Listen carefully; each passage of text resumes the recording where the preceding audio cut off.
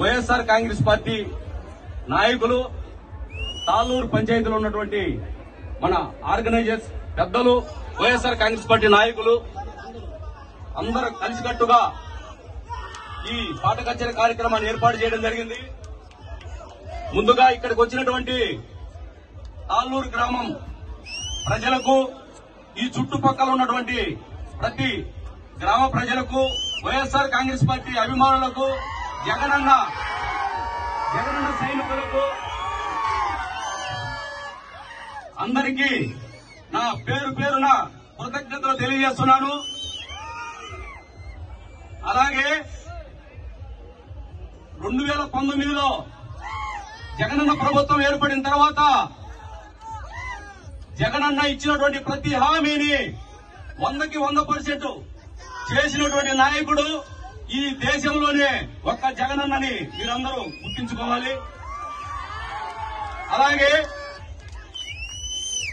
ప్రతి పేదవాడికి ఇంటి దగ్గరికే సంక్షేమ పథకాన్ని అందించినటువంటి నాయకుడు మన జగనన్న. నిన్న 24లో జరిగినటువంటి ఎలక్షన్ లో జగనన్న అబద్దాలు చెప్పలేక ఓటమి చవిచూడటం జరిగింది. అబద్దాలు చెప్పినటువంటి టీడీపీ కూటమి ప్రభుత్వం ఏర్పడడం జరిగింది.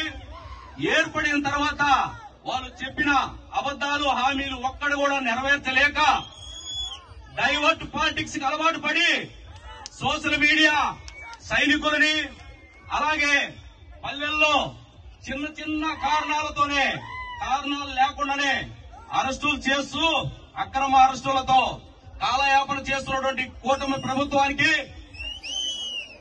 రాబోయే రోజుల్లో మీరందరూ కలిసికట్టుగా, వైఎస్ఆర్ కాంగ్రెస్ పార్టీ అంటే ఒక పెద్ద సమూహం, ఈ సమూహం ఇలాగే బలంగా కలిసికట్టుగా ఉంటే ఎన్ని పార్టీలు గుంపైన జగనన్నని ఏమి చేయలేమని మీరందరికీ మనస్ఫూర్తి చెప్తున్నాను. అలాగే వీళ్ళు ఒక్క హామీ కూడా నెరవేర్చలేదు కాబట్టి రేపు జరిగేటువంటి పంచాయతీ ఎలక్షన్ గాని, ఎంపీటీసీలు, జెడ్పీటీసీలు, మున్సిపాలిటీలు ప్రతి ఎలక్షన్ లో వైఎస్ఆర్ కాంగ్రెస్ పార్టీకి మీరందరూ అండగా నిలబడి వైఎస్ఆర్ కాంగ్రెస్ పార్టీని గెలిపించుకుంటే రాబోయే రోజుల్లో జగనన్న మంచి సుపరిపాలన అందిస్తాడని మీ అందరికీ సభాముఖంగా తెలియజేయడం జరిగింది. అయితే మీరందరూ కూడా వైఎస్ఆర్ కాంగ్రెస్ పార్టీ సైనికులు మొత్తం కలిసికట్టుగా పనిచేస్తే రేపు జగనన్న మళ్లీ సీఎం అవుతాడు.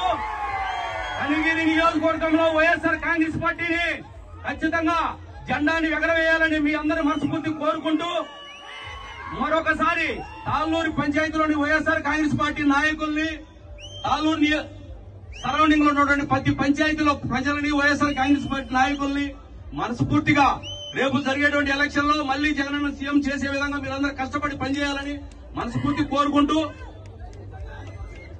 అలాగే